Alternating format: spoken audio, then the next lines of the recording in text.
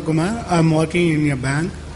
I understood many Hinduism now only because most of the Hindus doesn't know what Vedas is. But do you agree all Vedas scriptures and Vedas chapters, everything, is it correct? Then some section of the people in Hindu only learning that Vedas. Not many Hindus are learning, they are not allowed to learn. But those religion leaders also not practicing the same what Vedas says. Is it correct? Then why they are doing like that? Please answer me. Thank you. That's a good question. The first question was, do I believe with everything what the Vedas say? Point number 2, the Vedas, only a selected few Hindus, learned people, they read, others are prevented from reading. Why? Point number 1, do I believe in everything of the Veda?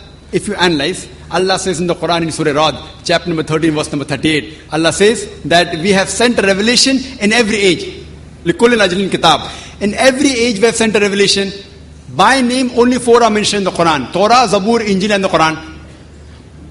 The Quran is the last and final revelation of Allah subhanahu wa ta'ala, which was revealed to the last and final messenger, Prophet Muhammad sallallahu alaihi wasallam. Now, there's the person who asked me in Bombay also, that can I consider Veda to be the word of God? Do I consider Veda totally to be correct?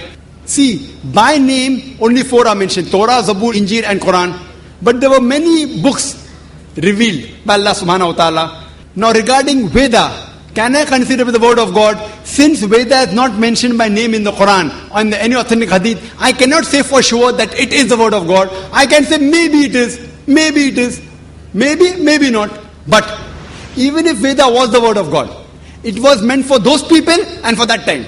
Today, we have to follow the last and final revelation, that is the glorious Quran, for the whole of humankind. Regarding your question, do I believe everything in the Veda? Allah says in the Quran in Surah Baqarah, chapter number 2, verse number 79, فَوَيْلٌ لِلَّذِينَ يَكْتُبُونَ الْكِتَابَ بِأَيْدِيهِمْ ثُمَّ يَقُولُونَ هَذَا مِنْ عِنْدِ اللَّهِ لِيَشْتَرُوا بِهِ ثَمَنًا قَلِيلًا فَوَيْلٌ لَهُم مِّمَّا كَتَبَتْ أَيْدِيهِمْ وَوَيْلٌ لَهُم مِّمَّا يَكْسِبُونَ.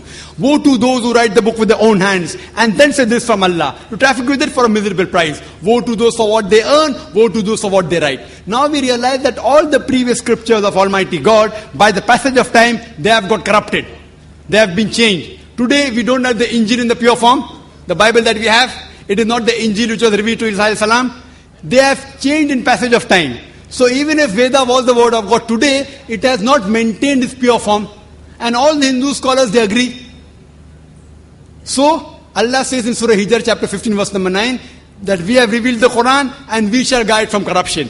Quran is also called as the Furqan, the criteria to judge right from wrong. So what I say, that whatever is matching with the Quran in the Vedas, I accept it to be true. What doesn't match, I leave it aside. Because Veda hasn't maintained its pure form according to the Hindu scholars. So what I say, whatever matches with Quran, I say I've got no objection. This part may be the word of God. But I don't agree everything of the Vedas. There are many unscientific points in the Veda. I can give a talk on that, which I don't intend giving. I can give hundreds of unscientific things mentioned in the Vedas. So what I say, that this is the Furqan, the criteria. You check with this. If it matches with this, we agree it to be that part as to be true. Hope that answers the question. Do we have a question from the sister's side? Do we have a non-Muslim sister who has a question? Good evening, everybody. I'm Aarti. I'm an engineering student. I believe that most religions are just a set of beliefs. Hinduism is a belief. Islam is a belief. Christianity is a belief. And most major religions like the Islam or the Hinduism or the Christianity have been formed through ages. They have come past through a lot of ages. So there can be a lot of additions and subtractions which can add value to the religion and which can also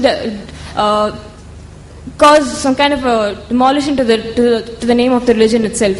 So my question is, why do we have to stick on to few religious books like the Quran or the Vedas to follow a life of our own? Why can't we just take the rights, the positives and the negatives and leave the negatives alone and take the positives of the Quran and take the positives of the Vedas alone and lead a life of good? And no matter what, for example, no matter what the Vedas say or no matter what the Quran says, I believe that a man should have a single wife. And I would definitely I would definitely not agree upon the fact that the Vedas contain something like that or the Quran contains something like that. It is up to my conscience to leave off the negatives of however great a religious book might be and take the positives of the book alone. And why are we here to even discuss about why are we here to even discuss about the differences and similarities between the two great religions? Why can't we just take the positives of both religions and just lead a life of our own? That's my question. Sisters asked a very good question. A very good question, a very relevant question. That why should we follow religion? Why Hinduism, why Islam, why Christianity? Why not follow the good things of all? And that's it. Finish. Who will decide what is good, what is bad?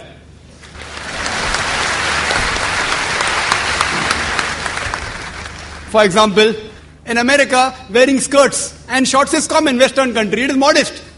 So for there, wearing skirts and shorts is modest. If you wear in Chennai, if a girl walks on the streets with shorts and skirts, you will call it immodest, including you, sister. Even you say she is immodest. So what is modest in America is not modest here. When I went to America a few years back, there was a person who told me that you Indian women, you are immodest. I was shocked. Why? How come Indian women are modest? Because when you wear the sari, you show your belly. So for the American, the woman showing the belly is immodest. So who will decide? If you go to certain Muslim countries, the Arab countries, looking at a woman, staring at a woman is immodest. Here, as long as you don't touch a woman, you can talk to her, you can look at her, it's modest. Therefore, when you greet the Indian, they say namaste without touching. In the Western countries, it is common that you shake hands. So shaking hand between a lady and a man is modesty. As long as you shake hand and don't touch any other part of the body, in some Western countries it is modest. In other Western countries, kissing a woman on the lips and the cheek is modest. In some Western countries, you can do what you want, the male and the female. As long as you do willingly, it is modest. Who will decide? Who will decide? Who will decide? If you go to America, there are nude beaches. There was a ship, I read in the Times of India 2 months back, a nude cruise. Nude. Everyone in the ship will be nude. For them it is modest. Who will decide? The best person to decide is the Creator, sister. Now I am asking you, who will decide what is right, what is wrong? Who will decide? And if you say that select the best, I am with you. I agree with you, sister. Select the best of all the religions. So that's what I have done. I have selected the best from the Vedas.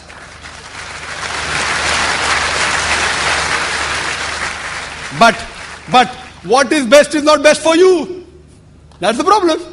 I'll discuss that also. I challenge any human being to point out a single principle of Islam which is against humanity as a whole. Single.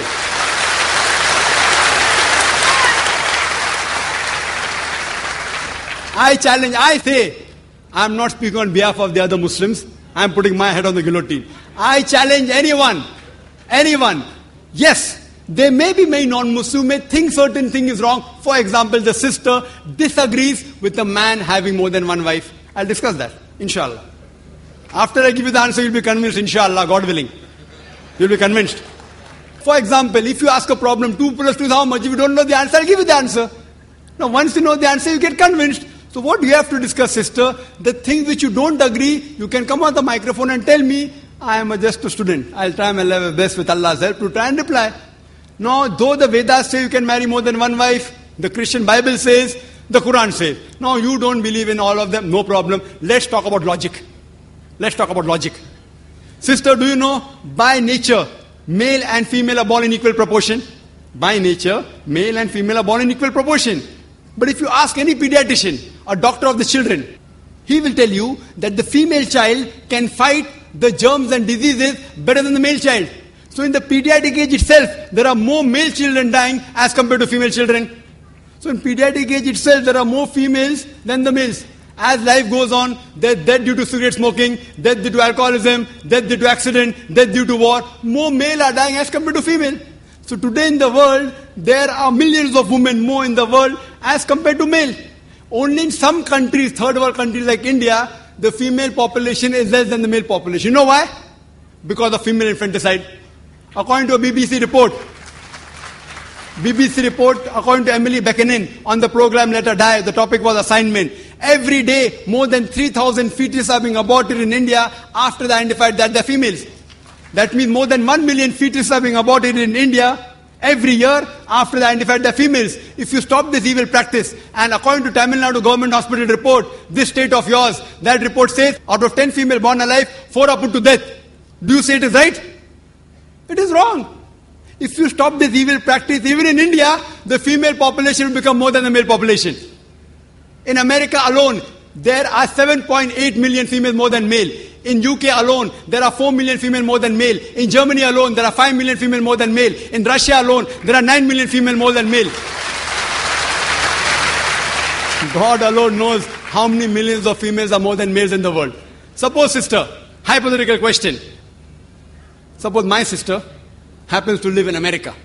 Or suppose your sister happens to live in America, USA. And the market is saturated. Every man has found a woman for himself. Yet, there will be 7.8 million females who will not find life partners. Now, only option remaining for them, for these females who have got no life partner, is that either marry a man who already has a wife or become public property. You may say, public property? Brother Zakir, such a harsh word. Sister, it is the most sophisticated word I can use. I cannot use a better word. In America, on average, the statistics tell us a person has 8 different sexual partners before you settle down with one. Mistresses is common. You can have 10, 20, 30, no problem. 100 also. The law will not say anything. If you marry more than one wife, that thing doesn't go down their throat. Why? In mistresses, the woman does not get a right. She is degraded. She is dishonored. In Islam, when you have a second wife, you have to give equal rights. She has the honor. She has respect. But I do agree with you, sister. I agree with you that no woman under normal circumstances would like to share a husband with any other woman. I agree with you. I agree with you, sister. But the basic law of the Islamic Sharia is, let a small loss take place to prevent a big loss.